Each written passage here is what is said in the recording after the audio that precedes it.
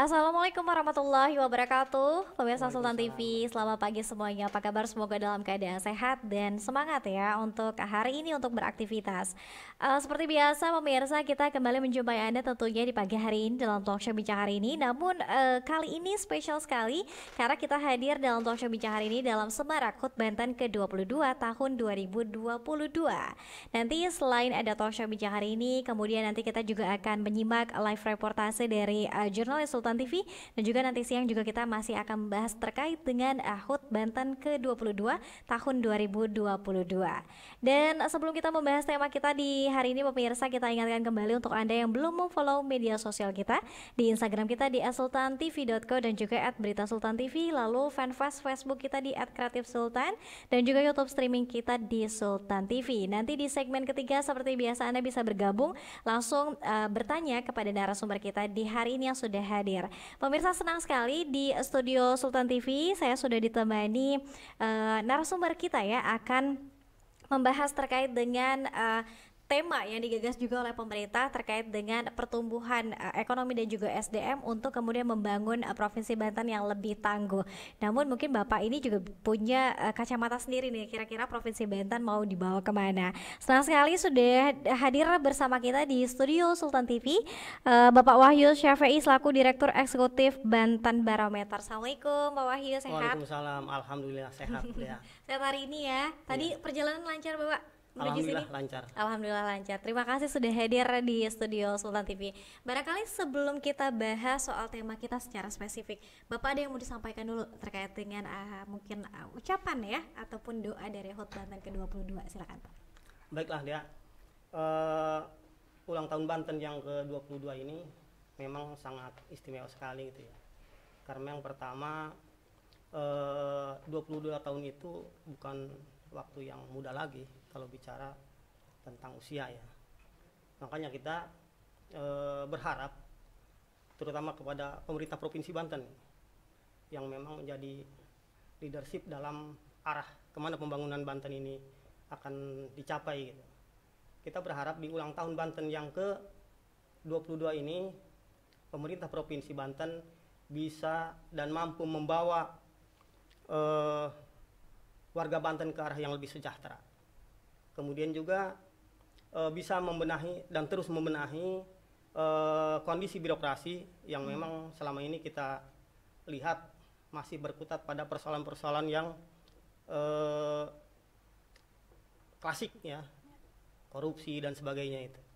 Jadi kita berharap ke depan Banten bisa lebih maju. Amin. Kemudian juga bisa membenahi birokrasi agar tercapai pemerintahan yang bersih, transparan dan akuntabel. Sesuai dengan moto yang hari ini dipakai oleh Pemprov Banten, Banten tangguh ekonomi tumbuh. Terima kasih.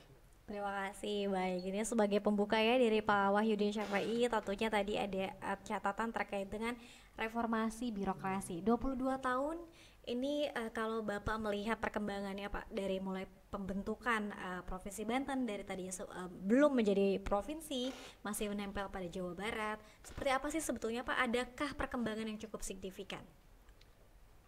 Memang kita akui bahwa selama 22 tahun ini ada perkembangan-perkembangan yang lumayan signifikan, terutama dalam pembangunan fisik dan sebagainya. Tetapi kita juga harus ingat bahwa persoalan klasik yang pernah saya singgung tadi di muka, bahwa kasus-kasus korupsi ini kan tidak pernah berhenti. Dari sejak awal pembentukan gubernur kita jadi tersangka. Yang kedua juga seperti itu.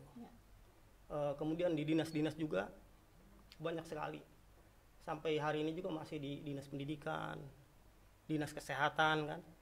Nah, melihat perjalanan sejarahnya itu, sebenarnya kan harapan warga Banten dalam upaya pembentukan Provinsi Banten itu adalah bagaimana Banten bisa maju dan sejahtera, kemudian tidak bergantung kepada provinsi induk tadi. Tetapi itu tadi pada akhirnya kita lihat hari ini pembangunan fisik memang terus berjalan, tetapi kondisi birokrasinya masih memprihatinkan gitu. Ya. Terutama kasus-kasus korupsi itu tadi. Kita berharap ke depan pemerintah Provinsi Banten bisa membenahi sektor ini. Itu. Ya. Tapi padahal kalau kita bandingkan dengan provinsi lain, sebetulnya Provinsi Banten punya potensi yang cukup kaya. Tadi sesuai dengan tema yang digagas tahun ini apa? Ekonomi tumbuh, Banten tangguh. Nah, sebetulnya punya potensi apa saja yang kemudian masih harus dimaksimalkan? Potensi Banten ini memang luar biasa. Kita memiliki garis pantai yang cukup panjang. Termasuk provinsi yang kaya ya, Iya, Pak? provinsi yang kaya. Kedua, Banten ini juga salah satu dari 10 provinsi yang memiliki PAD yang cukup besar. Nah, apabila ini dimaksimalkan, baik potensi SDM maupun potensi SDA-nya, ini merupakan sesuatu yang bisa memberikan manfaat besar bagi warga Banten. Oke. Nah, tadi Bapak juga menyoroti terkait dengan kasus korupsi yang masih juga terjadi sampai saat ini. Bahkan kepala daerahnya pun juga ini tersangkut kasus korupsi. Apakah ini juga ada kaitannya dengan mungkin SDM yang belum ideal atau seperti apa, Pak?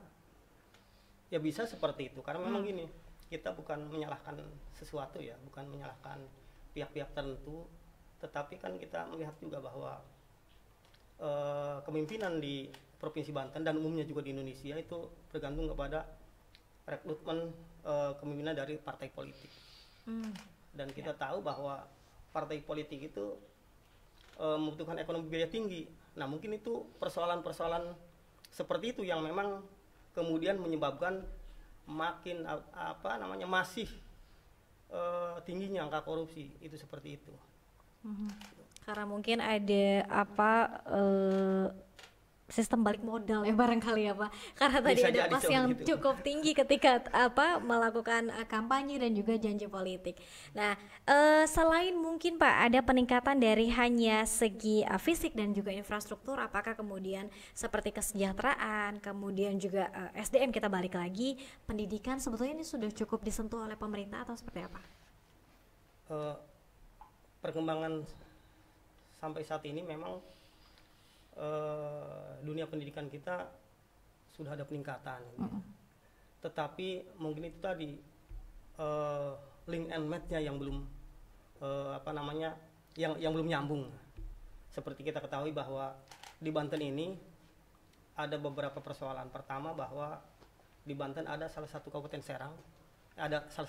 ya, maaf saya sebut tadi, di mana kabupaten ini memiliki angka pengangguran tertinggi, yaitu Kabupaten Serang. Padahal kita ketahui bersama bahwa Kabupaten Serang ini kan daerah industri. Ya. Baik Serang Timur maupun Serang Barat ini ada kawasan industri yang cukup besar ya, yang juga menjadi sumber pendapatan sebenarnya. Tetapi kan mengapa sampai terjadi angka pengangguran begitu tinggi? Karena itu tadi tidak ada sinergitas, saya kira, antara pemerintah Provinsi Banten, kabupaten kota dengan pihak dunia usaha, sehingga misalnya harusnya ada upaya kebijakan dari pemerintah provinsi atau kabupaten untuk membangun sinergitas dengan dunia usaha, kemudian menempatkan SDM yang kita miliki untuk bekerja di sektor-sektor industri tersebut. Ini tidak dilakukan. Malah yang terjadi, kita melihat seperti yang umum sudah kita dengar di berita gitu ya. Upaya masuk kerja di daerah Serang Timur misalnya harus mengeluarkan uang yang luar biasa besar. Ini harus dihentikan. Ini bagian dari PR bagi pemerintah Provinsi Banten yang saat ini sedang berulang tahun itu, Mbak Dea. Ya. Baik, yang sedang berulang tahun ya hari ini ya. Semoga ini menjadi satu catatan dan juga refleksi-refleksi kita bersama ya Pak Wahyu. Kita harus jeda dulu Pak Wahyu, nanti kita akan lanjutkan lagi ke segmen kedua. Dan lalu seperti apa sih kemudian catatan-catatan penting yang kemudian juga dilakukan oleh Pak Wahyu terkait dengan harapan dan juga potensi-potensi yang belum digali di Provinsi Banten. Dan kalau ditanya 22 tahun sebenarnya Banten ini mau dibawa kemana dan sudah kemana begitu ya Pak ya. Pemirsa tetap bersama kami tentunya dalam Talkshow Bincang hari ini spesial HUT Banten ke-22.